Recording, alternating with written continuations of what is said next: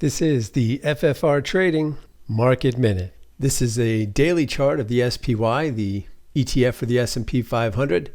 And last week we were looking for a turning point in the market. Remember, we had this market structure high here. We had a high price followed by a higher high, followed by a lower high right at the weekly trend line resistance here. We also had divergence between price. So we had a high here and a higher high in price. But you see we had a slightly lower high in the oscillator. That divergence also told us that we should expect a pullback at that resistance, and we got that pullback.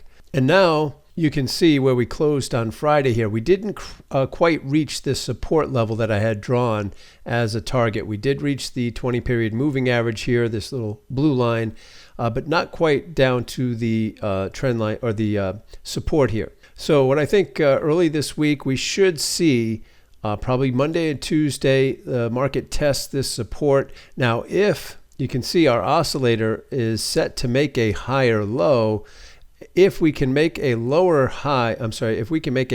low in price, but a higher low in the oscillator, we may set up for another turning point. In other words, the market may find support here. And on Wednesday, the Fed announcement comes out, Fed announcement on interest rates.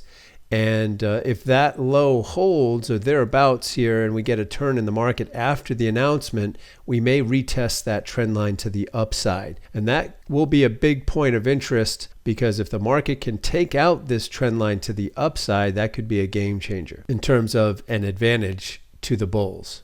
If there is an adverse reaction to the Fed announcement, we'll have another support level right where this gap fill is here from this prior day. So we'll draw a line here. We'll leave that on our chart and we'll revisit that next week.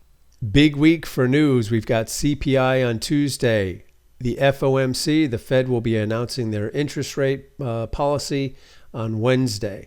Retail sales on Thursday and PMI on Friday.